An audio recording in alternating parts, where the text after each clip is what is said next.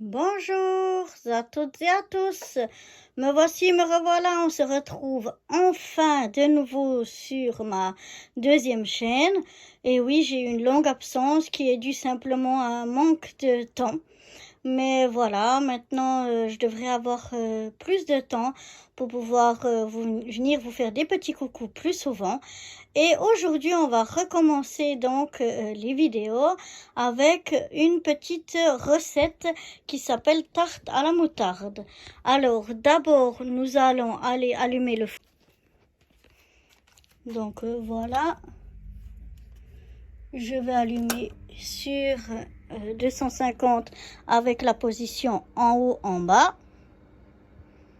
Je vais vous montrer les ingrédients qu'on a besoin donc pour faire cette tarte à la moutarde. Donc il nous faut bien sûr un plat à tarte, une pâte à gâteau. Le mieux pour avoir un IG plus bas, ce serait à la farine d'épeautre. Mais là, j'ai dû aller dans le petit magasin ici à côté, donc j'en ai pas trouvé. De la moutarde, du fromage à raclette et puis des tomates. Voilà, c'est tout ce qu'il nous faudra pour faire cette recette. Allons-y. Alors, pour commencer, je vais abaisser la pâte sur la pâte. Donc j'ai pris une pâte, si je ne me suis pas trompée, qui doit être une pâte ronde qui est adaptée déjà à mon plat. Bien sûr, on pourrait faire sa pâte à gâteau soi-même, mais moi je ne le fais pas.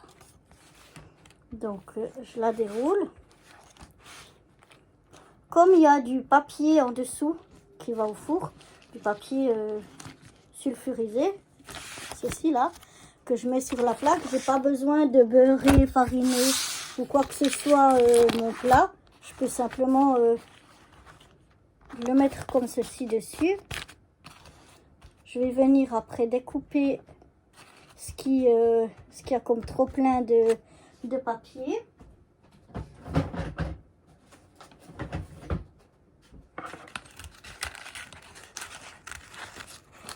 Voilà, je découpe simplement autour, juste ce que j'ai de... pas qu'il risque de toucher les bords et de... Je pense pas que ça doit brûler parce que c'est fait exprès, mais bon. Je préfère couper comme ça les bords. Voilà. Donc comme ça nous donne ceci. Maintenant, je vais faire des trous dans la pâte un petit peu partout avec ma fourchette. Dans les bords, je fais aussi.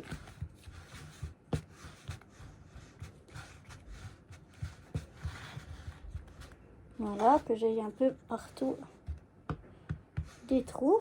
Je sais pas si ça se voit à la caméra. Et puis maintenant, je vais venir, j'espère que j'aurai assez, venir mettre une bonne couche de moutarde au fond de mon plat. Mais avant de faire ça, non, je vais d'abord couper mes tomates. Donc je les ai déjà lavées. Et je vais venir couper mes tomates en tranches. Alors on fait des tranches quand même un petit peu épaisses, pas trop fines. Vous voyez, comme ça doit être à peu près 1,5 cm d'épaisseur, quelque chose comme ça, pour qu'elles se tiennent à la cuisson.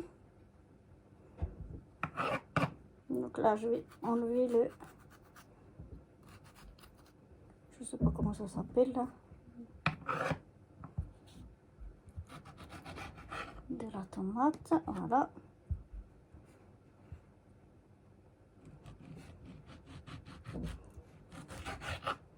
Pour qu'elle soit pas complètement fondue à la cuisson.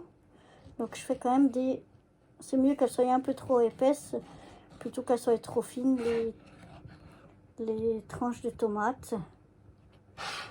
Donc voilà, avec 2 tomates ça suffit.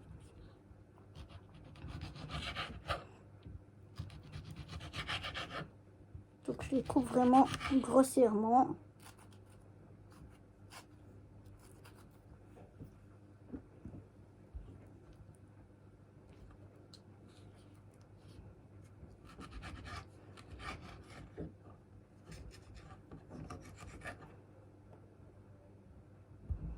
Alors les tomates, je pourrais même pas vous dire quelle sorte de tomates j'ai pris, mais c'est peu importe quoi, je dirais. Donc voilà, j'ai coupé donc mes tomates, on va les laisser sur le côté. Je vais prendre ma plaque à gâteau. Et là, j'avais oublié d'en racheter, mais il devrait y en avoir quand même assez de moutarde. Je vais mettre une bonne quantité. Ouais, je pense qu'il y a juste assez. Voyez, et je l'étale qui est partout.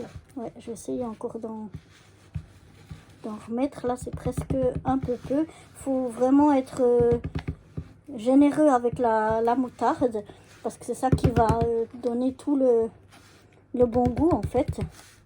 Donc il faut pas se gêner à être généreux au niveau de la moutarde. Là pour moi malheureusement ce sera un petit peu juste au niveau quantité. Ça aurait été mieux d'en avoir je pense le double.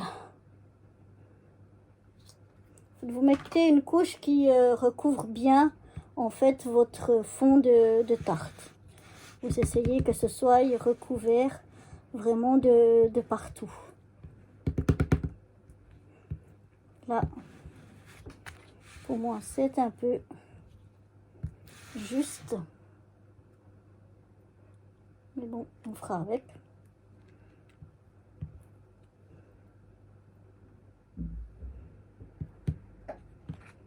Voilà, je réessaye de... Oh, j'en ai mis plein partout. Je réessaye de voir si j'arrive à en sortir encore un petit peu. Voilà. Mais vraiment, il faut mettre une bonne couche bien épaisse. Là, je vais vous montrer, mais c'est... Ouais, ça va aller, ça va aller juste. Mais ce serait mieux qu'on ait pu en mettre une couche plus épaisse encore que ça. Donc, une belle couche bien épaisse. C'est tout ça qui va vous donner le bon goût. Là, j'aurais mieux fait de prendre une cuillère qu'une fourchette parce que chaque fois, ça se met dans les trous.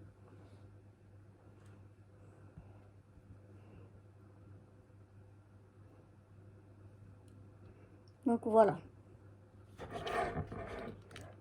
Mon fond est recouvert. Donc il faut qu'il soit recouvert comme ça, mais ce serait mieux qu'il soit recouvert d'une couche vraiment bien épaisse. Donc voilà, une fois que vous avez fait ça, moi je vais vous laisser un petit coup. Oups, j'ai giclé mon bouchon. Je vais vous laisser un petit coup parce que je vais aller me laver les mains et je vous reprends tout de suite. Voilà, une fois que vous avez mis votre bonne couche de moutarde au fond de votre plat, vous venez prendre votre fromage à raclette. Moi, j'ai pris du fromage à raclette à l'ail. C'est pas obligatoire. Et je viens les disposer un peu comme ça en étoile tout autour de ma plaque.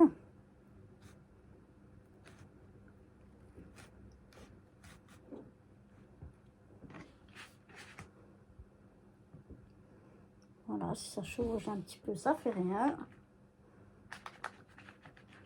Je viens mettre encore un morceau au milieu.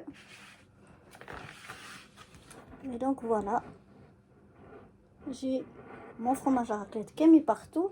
Et maintenant, sur chaque tranche de fromage, je vais venir mettre une grosse rondelle de tomates. Pour ça, je pense que j'ai coupé trop de tomates, mais avec le reste, je pourrais les mettre dans la salade parce que je vais manger ceci avec, enfin, on va manger ceci avec une bonne salade. Donc le reste de tomates, c'est pas perdu, ça ira dans la salade. Donc voilà. Voilà ce que ça donne. Et après là, pour unique assaisonnement, malheureusement, j'en ai pas. Vous pouvez rajouter, mais dans le fromage, c'est déjà, et la moutarde, c'est déjà assez assaisonné, assez salé. La seule chose que normalement on rajoute, mais que malheureusement j'ai pas, c'est de l'origan ou des herbes de Provence, un petit peu dessus les tomates. Et puis après, on met au four.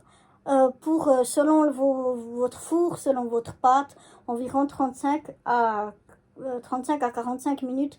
Mais tout ça, ça dépend de votre four et de la pâte à gâteau que vous avez utilisée. Donc voilà, il ne me reste plus qu'à enfourner ça au four. Et puis je vous montre ça quand ça sort du four. Donc moi j'ai enfourné mon gâteau, j'ai bougé la température parce que j'avais mis à 250 pour chauffer le four. Là je l'ai rabaissé à 200 degrés. Donc je laisse à 200 degrés, je laisse déjà 20 minutes, une demi-heure. Je jette un œil, je regarde où ça en est. Et puis ben selon la cuisson, je recontinue. Jusqu'à 30 à 40 minutes, comme je vous ai dit, selon les fours, selon les pâtes à gâteau. Voilà. Et donc, voilà ce que ça donne à la sortie du four. Ça a l'air bien bon. Et donc, on va déguster ça avec une petite salade verte et le reste donc des tomates que j'avais coupées. Donc voilà, je vous dis un très bon appétit. Bye bye.